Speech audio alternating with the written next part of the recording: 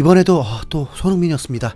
홈에서 본머스를 상대로 패배할 뻔한 순간에 영웅처럼 등장해서 동점골을 넣었는데요. 승점 3점을 잃을 뻔한 순간에 극적인 골로 1점이나마 얻을 수 있게 해준 손흥민은 이번 경기의 핵심 선수였습니다.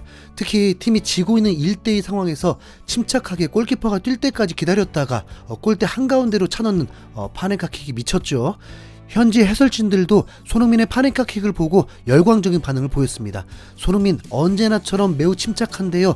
케파가 몸을 던질 때까지 기다렸다가 골대 가운데로 가볍게 슈팅합니다 라면서 손흥민이 본머스 골키퍼인 케파를 완전히 가지고 놀았다고 말했습니다. 해설을 맡은 제이미 캐러거 역시 감탄하면서 손흥민의 환상적인 득점이었습니다. 파넨카가 뭔지 정확히 잘 모르겠지만 손흥민의 골로 경기장 분위기가 다시 살아났어요 라면서 손흥민이 죽어가던 토트넘 분위기를 살리는 구원자 역할을 했다고 분석했습니다. 스카이 스포츠 방송에 출연한 폴 머슨조차 손흥민의 페널티킥에 감명을 받았다고 했죠.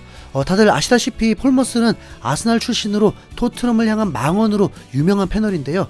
그 폴 머슨조차 손흥민의 대담한 파넨카킥에는 감탄을 하지 않을 수가 없던 모양입니다. 아주 감명 깊고 믿을 수 없는 페널티였다. 손흥민이 골키퍼가 몸을 날릴 때까지 일부러 기다렸는지 모르겠다. 확실하게 득점을 하려면 빠르게 골대 구석으로 찾는 게 맞을 거다. 그런데 여유롭게 한가운데로 슛을 했고 득점했다라면서 손흥민의 침착함과 대담함에 놀란 듯 했습니다. 캐러거나 머슨 모두 리버풀이나 아스날 같은 강팀에서 뛰었던 프리미어리그 출신입니다. 이 두 해설가가 칭찬할 정도면 확실히 객관적으로 대단한 페널티킥이 맞죠. BBC에서도 손흥민의 득점을 주목하면서 교체 투입된 손흥민이 경기 후반 페널티킥 골로 폐색이 짙었던 토트넘을 구해냈다라면서 손흥민이 토트넘의 구원자라고 말했습니다. 하지만 손흥민의 활약과는 별개로 토트넘은 이번에도 진짜 실망스러운 모습이었습니다. 경기가 끝난 뒤에 리그 순위를 보면 본머스 8위, 토트넘 13위로 제자리 걸음인데 사실 이 자체가 뭔가 좀 이상하죠. 토트넘이 8위고 본머스가 13위여도 토트넘은 유럽 대항전 진출이 힘든 순위인데 본머스보다 오히려 5단계나 낮은 자리에 있는 그 자체만으로도 이미 엄청난 굴욕입니다. 그리고 실제 경기력도 본머스보다 딸리는 게 경기를 직접 본 솔직한 감상입니다. 사실 선발 라인업부터 매우 불안했는데요. 로메로가 부상에서 복귀한 건 좋은데 이번 시즌 내내 수비 구멍인 포로가 선발인 점, 그리고 공격진이 솔랑케, 존슨, 오도베르인 게 전혀 기대되지 않는 라인업이었습니다. 로메로와 솔랑케 모두 부상해서 오랜만에 선발로 복귀하는 경기가 될 텐데 경기 감각이 많이 떨어져 있을 게 분명했죠. 그런데도 부상 복귀 선수들을 선발로 내보내는 건 본머스를 상대로는 할만하다는 생각이 엔지 감독의 머릿속에 있기 때문이었습니다. 그게 아니면 이해하기 힘든 선택이거든요. 유로파리그 우승에 올인하기로 마음먹고 아예 리그는 부상 선수들을 복귀 무대로 쓰면서 순위에 신경 쓰지 않는 모드로 가거나 아니면 알크마르 원정 패배로 침울한 분위기를 본머스전 승리를 통해서 확 띄우는 선택을 하거나 뭔가 확실한 방향성이 보여야 이해를 하고 또 진심으로 응원을 할 수 있잖아요. 그런데 엔지 감독은 둘 중 어느 것도 아닌 어중간한 선택을 한 것으로 보입니다. 아니면 앞서 말했듯이 본머스는 이 정도로 해도 이길 수 있다는 생각일 수밖에 없죠. 그리고 엔지 감독의 생각은 완전 틀렸습니다.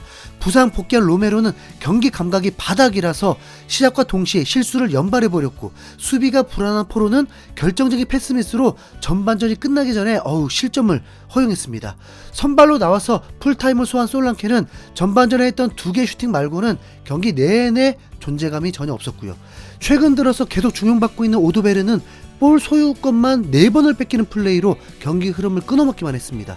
이럴 바에는 차라리 그냥 양민혁이 나아 보이는데 왜 이리 오도베르를 좋아하는 건지 경기를 보는 입장에서 전혀 진짜 모르겠습니다. 손흥민이나 메디슨이 선발로 안 나온 건 일정상 충분히 이해할 만했습니다. 지난 알크마르 원정 때 선발로 나갔다가 이틀 만에 본머스전을 치르는 거니까 휴식을 주는 게 어쩌면 당연하죠. 그런데 휴식을 줄 거면 아예 본머스전 포기로 확실하게 쭉 쉬게 해줬어야 의미가 있는데 결국 전반 끝나자마자 손흥민을 투입하면서 본머스전 결과에 굉장히 연연하는 듯 미련 가득한 모습을 보인 엔지 감독인데요. 손흥민이야 그런 거 신경 쓰지 않고 언제나 팬들을 위하고 승리를 원하는 선수라서 나오기만 하면 열심히 뛰는 건 보장입니다. 그 열심으로 또 미친 듯 스프린트를 하면서 상대 골키퍼의 파울을 이끌어내고 환상적인 페널티킥으로 무승부를 만들었고요. 역시 손흥민이라는 말이 나오는 장면이었죠. 하지만 정작 손흥민은 환상적인 득점에도 별로 기뻐하는 기색이 아니었습니다. 손흥민은 경기 후 인터뷰에서 기자들이 파넨카킥으로 득점을 한 소감을 물어도 달갑지 않다는 듯 말했습니다. 승점 3점을 얻지 못해 실망스럽고 좌절스럽다. 홈경기에서는 승리를 기대하기 마련이다. 본머스는 올 시즌 내내 잘하고 있는 팀이다. 하지만 2대2라는 결과는 만족스럽지 못하다. 우리는 겸손한 자세로 미래를 보면서 더 열심히 훈련해야 한다라면서 경기를 0대2로 끌려다니다가 비겼다는 사실에 매우 큰 실망감을 표현한 겁니다. 손흥민의 개인적인 실망과는 별개로 손흥민은 이번 경기에서 리그 7호골을 넣으면서 프리미어리그 통산 득점 16위까지 올라갔죠. 통계 매체인 옵타에 따르면 토트넘이 2골차 이상으로 뒤지다가 승점을 얻은 경기가 이번이 26번째라고 하는데요. 리그에서 맨유 다음으로 많은 기록이라는데 이게 마냥 좋아할 수만은 없는 기록이긴 합니다. 애초에 이기고 있었으면 따라잡을 일도 없는데 2골을 먼저 먹히고 따라잡은 기록이라서 좀 찜찜하다는 생각이 들잖아요. 그래도 어쨌든 손흥민 덕분에 이런 기록을 또 하나 세웠다는 차원에서 말씀드리는 거고요. 자, 한편 프리미어리그 28라운드는 웨스트햄, 뉴캐슬 경기 외에 9경기는 모두 치러졌습니다.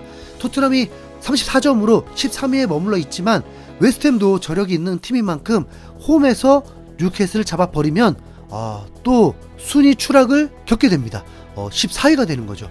토트넘이 2대2 무승부가 되었을 때 견제되는 팀이 한 팀 있었습니다. 토트넘 경기가 끝난 후 30분 뒤에 맨유, 아스날의 빅매치가 열리는 거였죠. 누가 봐도 리그 2위 아인토벤을 상대로 원정에서 7골을 쏟아붓는 팀 아스날이 14위 허접팀을 상대로 압승이 예상되는 경기 라고 할지 모르지만 맨유는 예측과 다른 경기 결과를 내는 팀이었기 때문에 FA컵 때도 맨유가 아스날을 잡아버렸죠. 맨유가 리버풀과도 무승부를 거두기도 했잖아요. 네. 완전 도깨비 팀이다 보니까 괜히 일내는 거 아닌지 신경이 쓰였습니다. 아니나 다를까 맨유가 선제골을 넣습니다. 밀리고 게임도 안 되는데 전반 막판에 브루노가 환상적인 프리킥골을 넣으면서 앞서 나가게 됩니다. 맨유는 전술적으로 완성시킨 건지 실력이 안 돼서 그런 건지 수비만 집중하는 선수들도 매우 똥줄 타는 불편한 경기를 이어가고 있는데 아스날의 파상 공세를 계속 막아냈고 특히 오나나 골키퍼가 제대로 활약을 했습니다. 맨유도 분명 기회는 있었지만 경기당 1득점하는 팀이 어디 가겠습니까? 아스날의 에이스 라이스가 70여 분에 기어이 동점골을 넣은 후에 토트넘만큼 쫄깃한 상황이었는데 추가 시간 막판에 맨유가 재역전할 수 있는 기회를 라야 골키퍼가 또 막아내버리면서 경기는 1대1 무승부. 아스날은 굳건한 2위, 맨유는 토트넘을 외롭지 않게 만들어 주었습니다. 맨유와 토트넘은 유로파리그 16강 2차전도 같이 겪어야 하거든요.